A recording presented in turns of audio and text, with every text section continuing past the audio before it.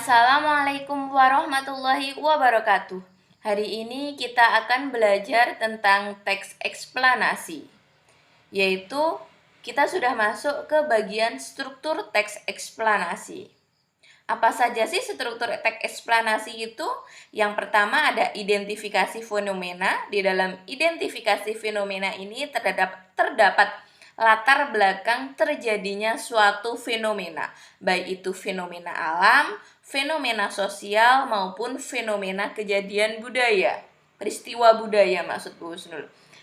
Bagian yang kedua yaitu proses kejadian. Proses kejadian ini ada dua, ada yang bersifat kronologis atau proses terjadinya sesuatu, kemudian ada yang sebab akibat. Sebabnya apa, kemudian akibatnya apa, atau kadang dibalik akibat dari sebab kejadian. Kemudian struktur yang ketiga yaitu ulasan. Ulasan ini boleh ada, boleh tidak. Di dalam ulasan ini terdapat komentar dari penulis terkait fenomena yang terjadi. Mari kita bahas lebih banyak selanjutnya. Nah, bagian yang pertama yaitu identifikasi fenomena. Identifikasi fenomena ini merupakan penjelasan umum tentang mengapa dan bagaimana peristiwa itu terjadi atau fenomena itu terjadi. Bu Husnul sudah menjelaskan bahwa sebenarnya teks eksplanasi itu mirip dengan prosedur. Kalau prosedur itu tentang proses melakukan sesuatu atau membuat sesuatu, sedangkan teks eksplanasi ini proses tentang terjadinya sesuatu, terjadinya fenomena, baik itu fenomena alam atau kejadian sosial ataupun peristiwa budaya. Nah, identifikasi fenomena ini berisi tentang penjelasan umum tentang fenomena yang akan dibahas, bisa berupa pengenalan fenomena tersebut atau penjelasannya. Penjelasan umum yang dituliskan dalam teks ini berupa gambaran secara umum tentang apa kejadiannya, kemudian mengapa terjadi, dan bagaimana proses peristiwa itu bisa terjadi, tapi dijelaskan secara umum. Kemudian nanti akan dijelaskan lagi di bagian kedua. Bagian kedua apa? Bagian kedua yaitu penggambaran rangkaian atau proses kejadian, proses terjadinya fenomena, baik itu fenomena alam, fenomena sosial, maupun peristiwa budaya. Nah, proses kejadian ini isinya apa? Bagian ini berisi penjelasan tentang proses mengapa fenomena tersebut bisa terjadi atau tercipta dan bisa terdiri lebih dari satu paragraf. Jadi inti dari teks eksplanasi itu ada di bagian ini. Bagian proses kejadian yang berbentuk kronologis bisa, berbentuk sebab akibat juga bisa. Kebanyakan berbentuk sebab akibat ya. Kalau kalian setelah membaca teks-teks eksplanasi di buku siswa. Deretan penjelasan ini mendeskripsikan dan merincikan penyebab dan akibat dari sebuah fenomena itu terjadi. Entah itu fenomena apapun, bisa fenomena alam, bisa fenomena sosial, maupun peristiwa budaya. Nah, penggambaran rangkaian kejadian ini memerincikan proses terjadinya sesuatu, terjadinya fenomena yang relevan dengan fenomena yang diterangkan.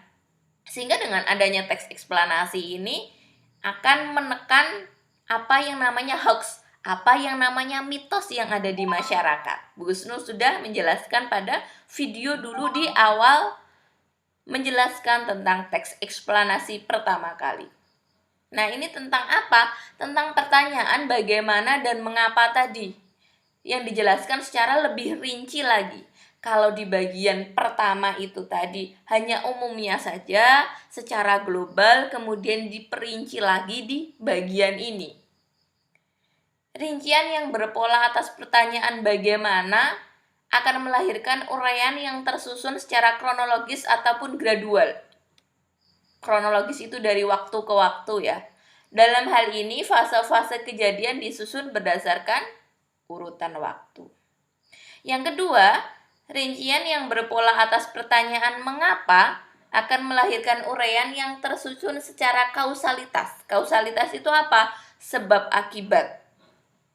Nah, kalau pertanyaannya bagaimana, berarti bagaimana prosesnya terjadi, urutan waktunya seperti apa, terjadinya apa dulu.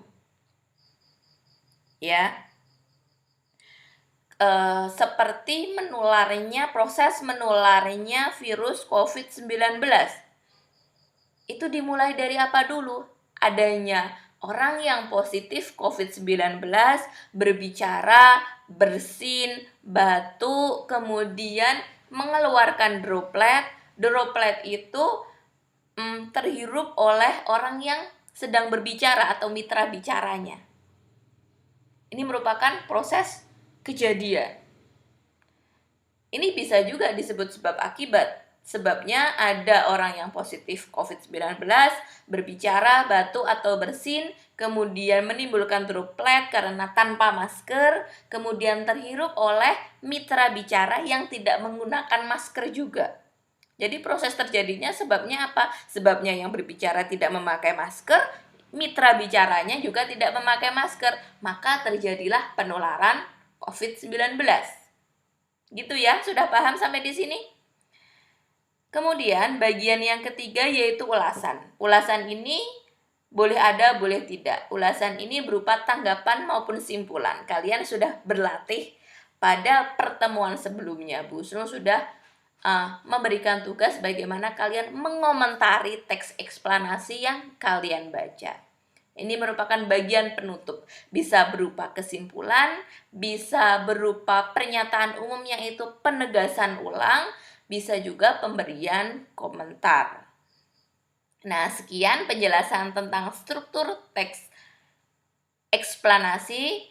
Setelah itu kalian silakan untuk mengerjakan kuis yang ini akan mengukur pengetahuan kalian untuk memahami apa itu identifikasi umum, apa itu proses kejadian, apa itu ulasan. Jadi struktur teks eksplanasi. Sekian dari Bu Husnul, apabila ada salah dan kurangnya mohon maaf. Wassalamualaikum warahmatullahi wabarakatuh.